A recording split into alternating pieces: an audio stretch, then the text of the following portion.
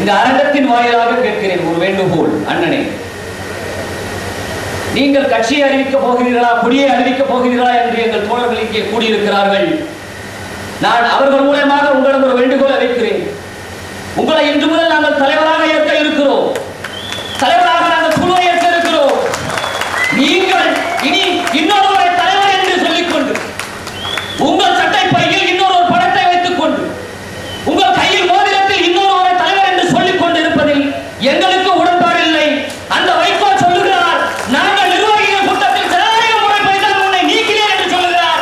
இந்த ஜனநாயகத்தை நீங்கள் பின்பற்றுவதாக இருந்தால் இந்த கூட்டத்தின் முன்னால், இந்த ஜனநாயக சாட்சியின் முன்னால் நீங்கள் இனி அந்த படத்தை உங்கள் சட்டை பையில் வைத்திருக்க கூடாது என்பதை இந்த கூட்டத்தின் வாயிலாக வேண்டுகோளாக வைக்கிறேன்.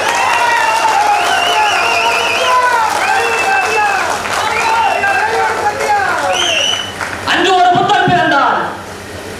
திராவிடம் அரியணை ஏறியது 1967. இன்று எங்களுக்கு ஒரு புத்தன் பிறந்திருக்கிறார். அடுத்த திராவிட இயக்கத்தின் அத்தியாயத்தை நாங்கள் கட்ட இருக்கிறோம். இது மாபெரும் வெற்றி பெறும். அந்த புத்தன் யார்? இங்கே எங்கள் அகமெல்லாம் தலைவராக நிறைந்திருக்கிற எங்கள் அண்ணன் மல்லை சத்யா அவர்கள் தான். தாய்மொழி தமிழ் மொழிக்கு முதல் வணக்கம். அண்ணன் மேடைக்கு மேடை முழங்குகிறார். அலுவல் போனால் போகட்டும், சலுகைகள் போனால் போகட்டும், தலைமுறை கோடி கண்ட என் தமிழ் விடுதலையாகட்டும், போனால் இன்னுயிர் போகட்டும், என் போவதாகட்டும், தேடான செந்தமதா திக்கட்டுமே தோன்றி நிற்கட்டும், பிள்ளை பிறந்தல் யாருக்காக பெற்ற தோல்வியும் போருக்காக, உள்ளம் இருப்பதும் தோல் இருப்பதும் என் உயிரோட சிறுக்காக என்று வாழும் கரகடந்த தமிழர்களுக்கெல்லாம் கலங்கரை வழக்கம். மாத்தையா துரோகி என்று வஞ்சகமிட்டு புள்ளர்களும் நடிகர்களும் பின்னிய சூழ்ச்சியில் அந்த சூழ்ச்சிகளுக்கெல்லாம் டாட்டா காட்டிய இனி எங்களின் திராவிட ரத்னா விழாவினுடைய மாநாட்டு தலைவர், சிறப்புற நிலத்தில் இருக்கக்கூடிய அண்ணன் மல்லை சத்யா அவர்களே, இனி வாழ்வதென்றாலும் வீழ்வதென்றாலும் இனி உங்களோடுதான், இனி வைகோ என்கிற அத்தியாயம் எங்கள் வாழ்வில் கிடையாது என்று இந்த அரங்கத்தின் முன்னால் கூடியிருக்கக்கூடிய எங்கள் அன்பு தோழமைகளே, அனைவருக்கும் வணக்கம். அண்ணன் சத்யா அவர்களுக்கு நன்றி சொல்லுகிறேன். மறுமலர்ச்சி பயணத்தில் எங்களுக்கு மறுபிறவி கொடுத்திருக்கிறீர்கள்.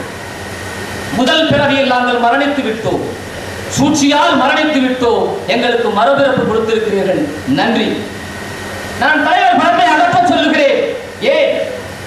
எனக்கும் வைகோவுக்கு என்ன வாய்க்கா வரப்பு தகராறா?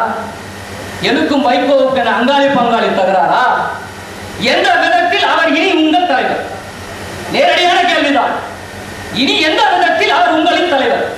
ஸ்ரீவில்லிபுத்தூர் தேரோட்டத்திற்கு சிவகாசியுடைய நாடாளுமன்ற உறுப்பினராக அரசு விழாவாக ஏற்கும் இடத்தில் மட்டும்தான் அந்த ஆலயத்திற்குள் வைகோ கருப்பு துண்டை கழட்டி விட்டு செல்லுவார். ஏற்கிறீர்கள் என்று நம்புகிறேன். அதை தவிர ஏதேனும் ஒரு கோவிலுக்கு அவருடைய அரசியல் வாழ்வில் எங்கேனும் சென்றதுண்டா? அவர் வீட்டுக்குள் இருப்பது அவருடைய குலதெய்வம். 60 வீடுகள் இருக்கிறது. அவர் சாதி சார்ந்து, அவருடைய வர்ணம் சார்ந்தவர்கள். அந்த குலதெய்வம் கோயிலுக்கு கூட செல்லாதவர் முதல் முறையாக சாதி சங்க கூட்டத்தில் கலந்து கொண்டு சாதி சங்கத்தில் பங்கேற்று உரையாற்றினார். இவர் எப்படி திராவிட இயக்கத்தினுடைய தலைவர்? இவர் எப்படி உங்களின் தலைவர்? அது சரி என்றால் அடுத்த கூட்டம் நடந்ததை சிவகாசியிலே சென்றிருக்க வேண்டும் அல்லவா? சென்றாரா? எங்கள் அண்ணன் பக்ரேனில் இருந்து பேச ஆரம்பித்தான் எங்கள் அண்ணன் வல்லப் பஷீர். அடுத்த முறை செல்லவில்லை. இது போன்ற எண்ணற்ற செய்திகள் இருக்கிறது. இங்கே அடுத்த கட்சிக்கு போகாமல் இங்கே தோழர்கள் இருக்கிறார்கள். திருச்சியை நோக்கி கேட்கிறேன். அண்ணாவுக்கு மாநாடு எடுக்கிறார்கள் திருச்சியிலே. அண்ணா சொல்லுகிறார், உழைத்தவரை வைத்து இயக்கம் நடத்தினால்தான் கட்சி வளரும், கிடைத்தவரை வைத்து நடத்தினால் கட்சி வளராது என்று. உழைத்த பெருமான்கள் எல்லாம் இங்கே இருக்கிறார்களே, உழைத்த பெருமான்கள் எல்லாம் இங்கே மேடையில் இருக்கிறார்களே. மதிமுக பொதுச் செயலாளர் வைகோ அவர்களே, நீங்கள் யாருக்கு அண்ணா மாநாடும் மேடையும் போட்டு அங்கே வாசித்துக் கொண்டிருக்கிறீர்கள்? நீங்கள் நடத்துவது அண்ணாவிற்கு பிறந்த நாள் மாநாடு அல்ல. உங்கள் இளவரசருக்கு அடுத்த கட்டமாக ராஜ்யசபா சீட்டும், அடுத்த கட்டமாக மந்திரி சீட்டும் மகுடம் சுட்டுவதற்கு நீங்கள் நடத்தி கொண்டிருப்பது அரசியல் நாடகம். இதை நான் சொல்லவில்லை, தமிழ்நாட்டு மக்கள் சொல்லிக் கொண்டிருக்கிறார்கள். சிறைக்கு போனதை தேதி வாரியாக சொல்ல வேண்டும். அந்த பெரிய மனுஷன் ஒரு நபர் சொல்லுகிறார், மல்லை சத்யா தேதி வாரியாக சிறைக்கு சென்றதை சொல்ல வேண்டுமா? நான் திருப்பி கேட்கிறேன். 28 முறை நான் திமுகவில் இருக்கிற பொழுது சிறைக்கு சென்றேன் என்று சொல்லுகிறீர்களே, நீங்கள் தேதி வாரியாக சொல்ல தயாரா? 28 முறை நீங்கள் எப்போதெல்லாம் சிறைக்கு சென்றீர்கள் என்று தேதி வாரியாக சொல்ல தயாரா? இப்படி கேட்பது அறமற்ற செயல். அரசியல் அறிந்தவன் கேட்க மாட்டான். நாங்கள் பெரியாரின் பாசறையில் வார்ப்பிக்கப்பட்டவர்கள். அரசியலை அறிந்த உங்கள் செயல்பாடுகள் எங்களுக்கு தெரியும், உங்கள் தொண்டு எங்களுக்கு தெரியும். ஆனால் என்னுடைய கேள்வி, மல்லை சத்யாவினுடைய போராட்டமும் நிழலாக உங்களை பாவித்து வந்த வாரிசாக, கொள்கை வாரிசாக பாவித்து வந்த இந்த சத்யாவினுடைய போராட்ட வரலாறு உங்களை தவிர வேறு யார் எழுத முடியும்? உங்களை தவிர வேறு யார் பேச முடியும்? உங்கள் நாவால் மனசாட்சியை தள்ளி வைத்துவிட்டு, இருதயத்தை அறுத்து எரிந்துவிட்டு எப்படி ஒரு பொதுக்குழு கூட்டத்தில் சிறையில் சென்ற தேதிகளை சொல்ல வேண்டும் என்று சொல்லுகிறீர்கள்? நீங்கள் கொண்ட கொள்கைக்கு நேராக இருந்தீர்களா? எந்த கொள்கை பற்றியும் பேசவில்லை. கலைஞர் மகன் என்பதால் கோபாலபுரம் வீட்டில் கலைஞருடைய மடியில் வரலாம், கட்சியில் அமரலாமா என்று நீங்கள் கேட்டீர்களே, அன்று ஒரு மாபெரும் தலைவரிடம் கேட்டீர்களே, அந்த கொள்கைக்கு குறைந்தபட்சம் நீங்கள் நேர்மையாக இருந்தீர்களா? இப்போது நாங்கள் கேட்கிறோம் அல்லவா, கலிங்கப்பட்டி வீட்டில் உங்கள் மடியில் துறை வையாபுரி அமரலாம், எப்படி கட்சியும் அமரலாம் என்று சத்யா கேட்கின்ற பொழுது அப்பொழுது நாங்கள் அவர்கள் பின்னால் தானே நிற்க வேண்டும். மாத்தையா துரோகி என்று சொல்லிக் கொண்டு ஒளிந்து கொண்டீர்கள். கொலையாக இருக்கிறீர்கள் தலைவர் அவர்களே. உங்களை கொலையாக பார்ப்பதற்கு எங்கள் மனம் ஏற்கவில்லை. சிங்கம் என்கிறீர்கள், சிங்கத்தை பார்த்தேன், புலிகளை பார்த்தேன் என்கிறீர்கள். ஆம், நீங்கள் சிங்கத்தை பார்த்தவர்தான், புலிகளை பார்த்தவர்தான்.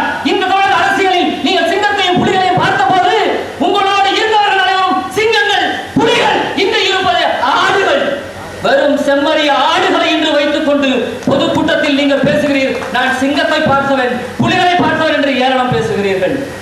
நீங்கள் எந்த கொள்கைக்கும் நேராக இல்லை, பேசிய கொள்கைக்கும் நேராக இல்லை. நீங்கள் நாடாளுமன்றத்திலே போர்வால், கலைஞர் சொல்லுகிறார் என் போர்வால் நாடாளுமன்றத்தில் சூழகின்றது என்று. நான் கேட்கிறேன், அந்த போர்வால் ஏன் தாயகத்தில் சூழவில்லை? ஒரு நாடகத்தலையை அரங்கேற்றுகிறீர்கள், 104 பேர் வாக்களித்தார்கள், ஆகவே என் மகன் தலைமை கழக செயலாளராக வந்தான் என்று நீங்கள் தான் சொன்னீர்கள். Without answering my question, where you are running out of the parliament என்று ராஜீவ் காந்தியிடம் கேட்டேன். எனக்கு பதிலளிக்காமல் இந்த பாராளுமன்றத்தை விட்டு எங்கே வெளியே செல்லுகிறீர்கள் என்று ராஜீவ் காந்தியிடம் கேட்டேன். அவர் சொன்னார், I have some other meeting in the other sabha, I will be answering you later என்று சொன்னார். அவர் நல்ல மனிதர் என்று சொன்னீர்களே, எனக்கு வேறு ஒரு சபாவில் அடுத்த கூட்டம் இருக்கிறது, உங்கள் கேள்விக்கு பதில் சொல்லுகிறேன் வைகோ என்று சொன்னார். அவர் நல்ல மனிதர் என்று சொல்லுகிறீர்களே. நாங்கள் உங்களிடம் கேட்கிறோம், இது போன்ற கேள்விகளை தாயகத்தில் 104 பேர் வாக்களிக்கின்ற பொழுது நீங்கள் சிறைக்கு செல்கிற கேள்வியை சத்யாவிடம் கேட்ட வைகோ அவர்களே, நீங்கள் கேட்டீர்களா? எங்கள் மகனை, என் மகனை இங்கு அழைத்து வர எண்ணுகிறீர்களே 104 கோவாளிகளே.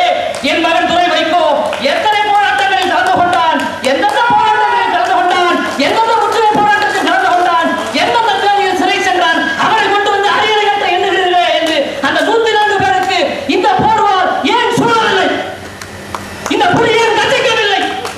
இந்த சிங்கம் ஏன் உருவவில்லை? கேள்வியை நான் கேட்கவில்லை, உங்கள் அரசியலை பார்த்துக் கொண்டிருக்கிற தமிழ்நாட்டு மக்கள் கேட்கிறார்கள். இந்த புலி நாடாளுமன்றத்தில் மட்டும்தான் உருமுகிறது, இந்த புலி பாராளுமன்றத்தில் மட்டும்தான் உருமுகிறது, இந்த வாள் பாராளுமன்றத்தில் தான் சூழகிறது. தமிழகத்திலும் தாய்கழகத்திலும் தாயகத்திலும் எங்களுக்கு துரோகம் இழைத்திருக்கிறது. எங்களுக்கு நீங்கள் தான் மாத்தையாக தருகிறீர்கள், அண்ணன் சத்யா அல்ல.